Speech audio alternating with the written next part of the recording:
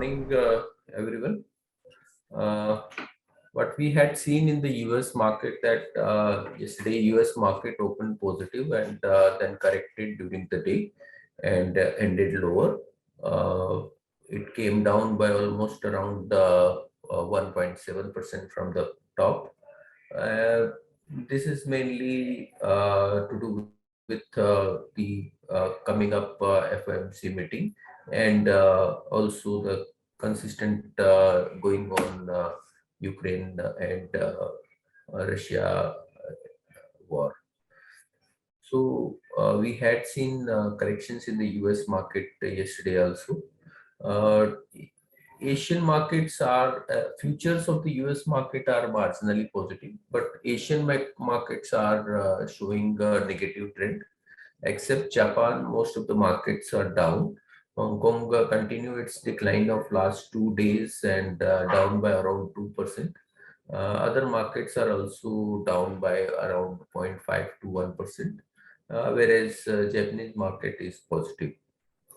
On the other hand, the commodities are seeing corrections. Now, oil is at around $102. Yesterday, same time, it was at around $110. And from the peak of $140, it has corrected substantially. Even if you see aluminum, that is also has corrected. Today, it is down by around 1%. But yesterday, LME, it was down by around 4%. If you see the peak of around $4,000, it has gone and now it is at around 3,250.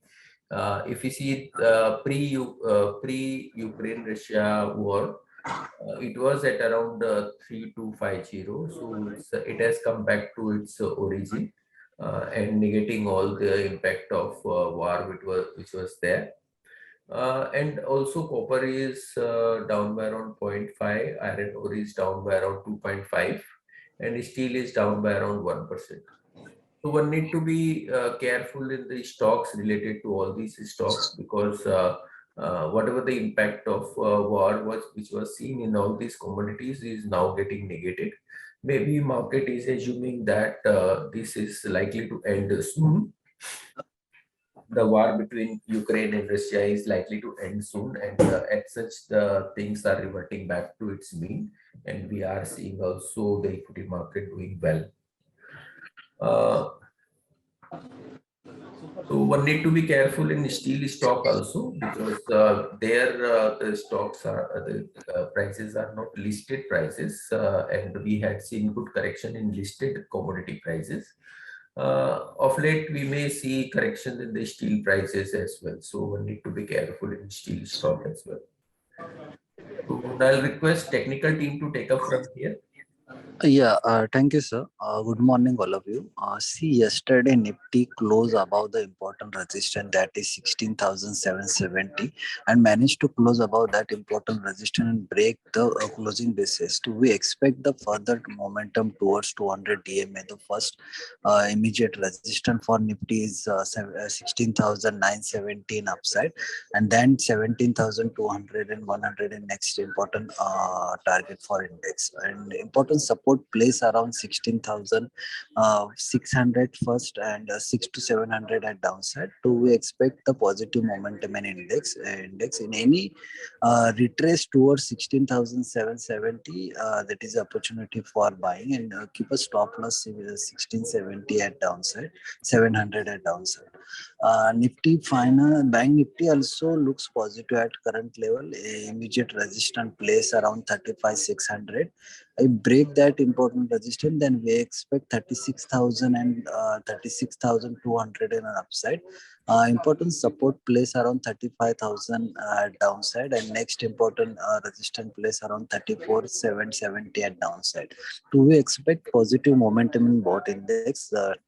Today we expect openness slightly negative, but we see the positive momentum during the day in today's session. Nifty Finance also break important resistance zone, that is 16,150, and yesterday close above that important resistance zone too. We expect the positive momentum in Nifty Finance also. 16,300 next important resistance, and support place around 16,100. In stock specific, we already given the Kotak Bank and private bank sector, but ICICI banks looks positive at current level.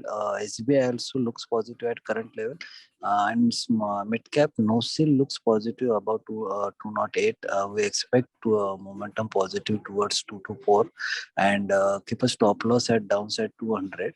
So we expect positive momentum in banking stock. So today watch this four bank also HDFC, SBI, Kotak, and ICICI Bank in positive side. That's it for technical. Derivative I can carry. Yeah, thank you, Vikas. Good morning, everyone. So as per derivatives data front, we are seeing in yesterday's trading session of the weekly expiry, we are seeing that almost at all the nearest strike, heavy put rider positions got added up. While on the flip front, we are seeing at 16,500 to 700 strike, call rider positions got unwinded. So this is a positive sign. While on the upper hand, we are seeing at 16,900 immediate resistance is showing where almost 1.5 million corridor positions got added up in yesterday's trading session. So once if Nifty gets clearance above 16,900 level, gets stable above 16,900 level, then Nifty can surpass 17,000 level, which might bring Nifty towards 17,000 to 17,050 level in coming trading session. While we are seeing on the monthly basis and the COI basis, cumulative open interest basis, 17,000 strike where highest call rate positions were getting added up. At that strike in yesterday's trading session, we are seeing that some positions got unwinded. So this is a positive factor. While on the downside, as per the monthly basis, we are seeing that 16,500 is holding the highest put writer position. So on the monthly basis, 16,500 will act as an important support, while for next coming trading session, 1 to 2 trading session, 16,700 will act as the nearest supportive session. So hold a long position with the support of 16,700 level.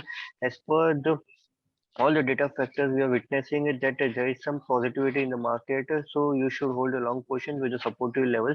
As per stock specific, some of the selective stocks which looks positive are PVR, Bata India, Cummins, and Laurus Lab. These four counters have seen major OI positions getting added up, so keep watch on these four counters. Thank you. Good morning. Yesterday we saw that RBI announced a new regulatory framework for the microfinance industry. Now, among the various changes made, the two which are most important are the that RBI has removed the cap on spreads for NBFCs and MFIs, which was earlier capped at 10%. So now there is no such limits, and no, in case of banks and SFBs, there was no such rule before also. So now it will be a level playing field between MFIs and banks and SFBs. Also, RBI has increased the maximum limit of household income to be classified as a microfinance loan to 3 lakh rupees. Earlier, this limit was 1.25 lakh rupees for rural areas and 2 lakh rupees for urban areas. So this, in short, increases the addressable market size for microfinance industry. Both the above points will positively impact microfinance companies. Among the listed ones, the only quality company that we see is Credit Access Grameen. Although stock has run up yesterday sharply, we are positive from a long-term perspective. And if at all the market corrects and the stock also declines along with market, then one can look at this stock.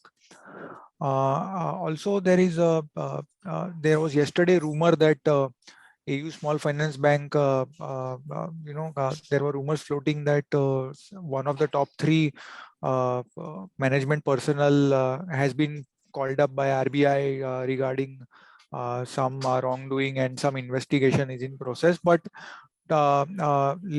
later night, AU clarified that these were only rumors and there is no such investigation that RBI has called for, and so this is false news. So stock can bounce back today. This is positive. Thank you.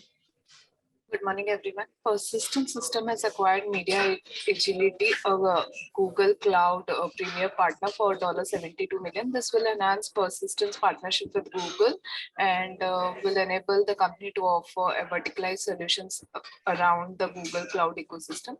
The acquisition is likely to be completed within 6 to 8 weeks. FY21 sales for Media Agility stood at $19.7 million. This is positive to the company. Wipro has backed a contract from Spira, which has operations in Germany and Norway. Over the next 5 years, Wipro will work to strengthen the technology infrastructure and cybersecurity requirements of Spira. This is positive to the company. Thank you.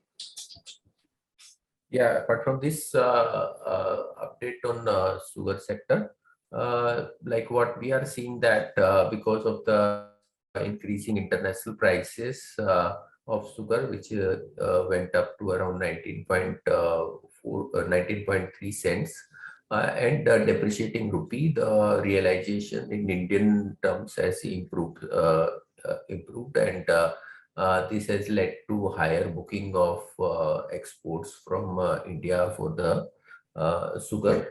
Now expected that around 7.5 million ton has already been booked for export in the current season. Current season, the production is also expected to be higher at around 33.5. Earlier, it was expected at 32.5 million ton, but as it progressed, the production is likely at around 33.5. And the increasing production will be mainly driven by Maharashtra, Karnataka rather than UP. UP might see some marginal decline as compared to last year in production. So the key point is like the inventory which was at the opening level, and because of the higher exports, we may see some and also dilution of sugar for ethanol. There is likely to be lower inventory towards the end of the current season, that is up to 30th September. And lower inventory may keep the sugar prices comparatively higher in the coming next quarter. Generally, crushing is now getting over in March, April, and post March, April, generally we see sugar prices see some up move, and that can help the company in realizations. If you see the current realization at around 34.5 to 35 rupees, last quarter it was at around 36 rupees average realization, and last year it was 32 rupees. So year on year there will be a good improvement in realization, but against that we know that there is an increase in the cane cost by around 150 or 1 rupees 50 paisa net sugar realization, sugar production cost. So there will be some gain on that account, and higher production of sugar will lead to higher production of ethanol, and that also will be positive for the results. So overall, seems like year on year we may see comparatively better result for Q3, Q4 in this quarter for the sugar companies. No doubt, sugar shares has moved up substantially in last few days. But any correction because of the oil price corrections, maybe the stock can be looked at it. So that's all from us. Thank you very much, and Subscribe to our YouTube channel for in-depth interviews of India Inc. and press the bell icon so that you do not miss our updates.